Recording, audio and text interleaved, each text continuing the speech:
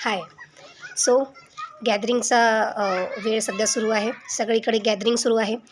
So पालकांना आणि शिक्षकांना मला एक विचारायचं आहे, की ज्या पद्धतीची गाणी तुम्ही तुमच्या कार्यक्रमात प्ले करताय, म्हणजे ज्यावर तुम्ही तुमच्या विद्यार्थ्यांना नाचवताय for the fun and for the education also. कारण एज्युकेशन इन्स्टिट्यूशनमध्ये फक्त फनसाठी तुम्ही नाचवू शकत नाही.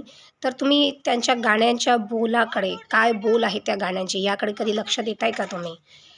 मला आठवतं 18 वर्षाच्या आधी जेव्हा मी 7वी-8वीमध्ये वगैरे होते, त्यावेळेस आमच्या शाळेत यशवंत शाळेमध्ये आमच्या टिकैत मॅडम होत्या. त्या प्रचंड कडक होत्या, शिस्तप्रिय होत्या. आम्हाला प्रेम, रोमॅन्स किंवा अश्लील असं काहीतरी किंवा बाईला एक वस्तू म्हणून ट्रीट करणारी जी गाणी आहेत, त्यावेळी फार कमी असायची. तीसुद्धा गाणी चालायची नाही.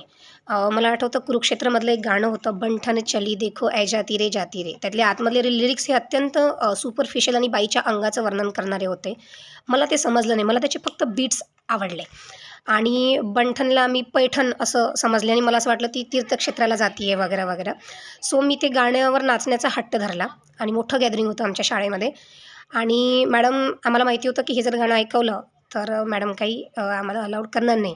तर माझ्या एका दुसऱ्या शिक्षिका for the mayor affection about me, की ही खूप छान नाचते म्हणून हिला ह्या गाण्यावर नाचू द्यावं.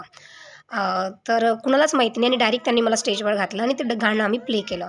तो डान्स अमेझिंग झाला. त्यातल्या मूव्ज छान होता आणि प्रेक्षकांमधून प्रचंड शिट्ट्या त्याच्यासाठी आल्या. आणि जसं मी गाणं संपलं आणि खाली उतरलो, मला आमच्या टिकैत मॅडमने प्रचंड झापलं. ते म्हणाले, "हे गाणं अप्रूव्ह कसं केलं?" ते मलाही ओरडल्या, त्या आमच्या शिक्षिकेलासुद्धा ओरडल्या. पण त्यावेळेस असं एक गोष्ट ही झाली, की नाराज मी झाले, पण आता या गोष्टी रिअलाईज होतात, की त्यावेळी त्यांनी जर तो स्टँड घेतला नसता आणि त्यांनी फक्त माझी तारीफ केली असती मी चांगली नाचले म्हणून, तर आज मला गाण्यांच्या नावावर स्त्रियांच्या शरीराचं जे कमोडिफिकेशन होतं किंवा पितृसत्तेच्या चौकोनामध्ये जी आपली गाणी बनतात आणि त्याच्यावर जे आपण नाचतो ते आपल्याला समजलं नसतं. त्यामुळे मला वाढवण्यात, मला मोठं करण्यात आणि माझे दृष्टिकोन डेव्हलप करण्यात माझ्या शिक्षकांचा खूप वाटा आहे. आमच्या शाळेमध्ये लोकनृत्य आणि देशभक्तीपर गीतं अशीच चालायची. तुमचे शब्द एक शब्द बाय शब्द तो जो आहे तो चेक केला जायचा, की त्याच्यामधून काही वाईट मीनिंग निघतो का? आज मला हे सांगण्याचं कारण म्हणजे तुम्ही जर आज गॅदरिंगमध्ये वाजणारी जी गाणी तुम्ही जर बघाल, तर त्यामध्ये मला नऊवारी साडी पाहिजे, मला गाडी बंगला नको, मला हे पाहिजे, मला लंबरगिनी पाहिजे, चिटिया कलैया रे, ही जी असली गाणी आहे, शिक्षकांना वाटतं की मजा आहे. पण सॉरी, मजा काहीही नसते या गाण्यामध्ये.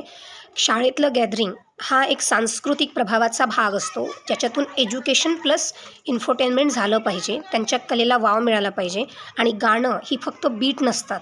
त्याच्यामधून जो मेसेज कॅरी केला जातो ते आपल्याला सांगणं महत्त्वाचं आहे. म्हणजे बुमरो बुमरो श्याम रंग बुमरो हे जे गाणं आहे हे काश्मीरचं लोकगीत आहे, जे की अत्यंत सुंदर पद्धतीने त्या लोकभावनेला दर्शवतं.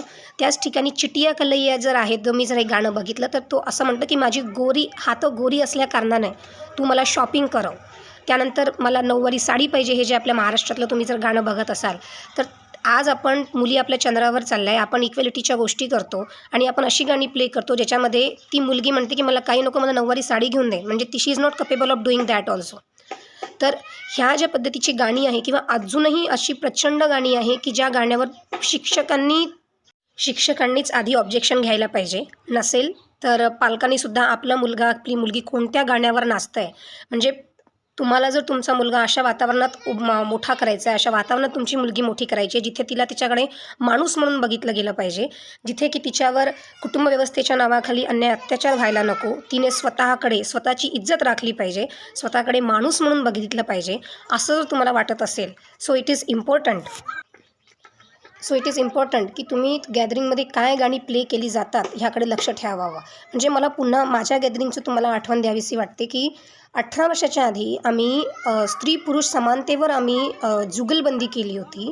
ज्याच्यामध्ये पुरुष म्हणतो की ऐक साजनी तुला सांगतो विचार वेडा करू नको, तू पुरुषाच्या बरोबरीचा हट्ट मनाशी धरू नको.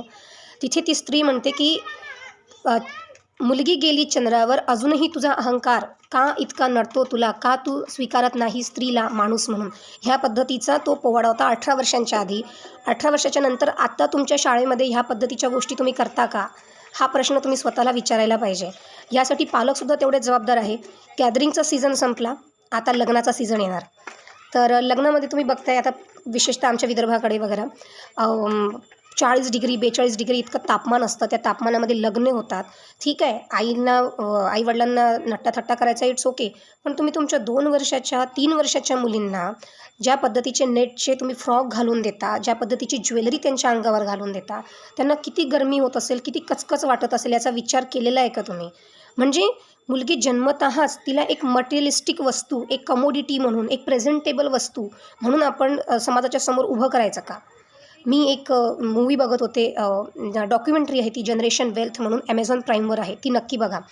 त्यामध्ये तिची जी आई आहे, ती आई म्हणते की मुलीचा जन्म झाल्यानंतर माझी बॉडी शेप बिघडला होता आणि मी प्रेझेंटेबल वाटत नव्हते. म्हणून तिने प्रचंड लोन घेऊन ब्राझीलमध्ये जाऊन प्लास्टिक सर्जरी करून घेतली आणि ज्यावेळेस प्लास्टिक सर्जरी केली आणि तिला बरं वाटायला लागलं, याचा तिच्या मुलीवर काय परिणाम पडला? तिच्या मुलीला असं वाटलं की तुम्ही सुंदर गोऱ्या कातडीचे असाल तरच तुम्हाला महत्त्व आहे, नाहीतर महत्त्व नाही. त्या मुलीने ब्लेडने आपल्या इथे कापून घेतलं, आपल्या हातावर कापून घेतलं. Why? Because she wanted to damage the property.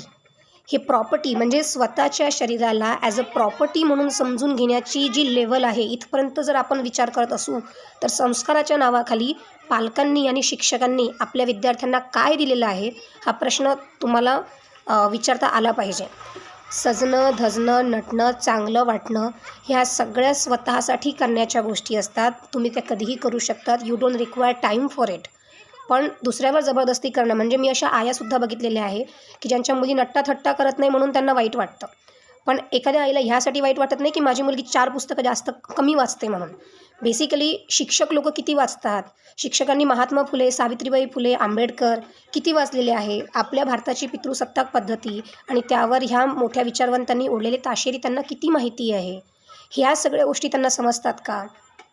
तर पालक तरी ह्या गोष्टी वाचतात का? म्हणजे आज आपल्या युगामध्ये प्रत्येक आईवडील जे काही आईवडील रिकामे असतात, ज्यांना शेतात जाण्याची गरज नाही आहे, ज्या बिचारे आईवडील जे आपल्या पोरांना तळहातावरचे फोडं येईपर्यंत जे बाहेर शेतात काम करतात आणि आपल्या मुलांना शिकवतात, त्यांची गोष्ट करत नाही आहे. पण जे आईवडील विशेषतः आया ज्या घरी रिकाम्या आहेत, मोबाईलवर असतात 24 तास, त्या मोबाईलवर राहण्याच्या ऐवजी काही चांगली पुस्तकं वाचतात का? आपल्या मुलांसोबत चांगल्या गोष्टी बोलतात का? चांगल्या मेमरीज क्रिएट करतात का?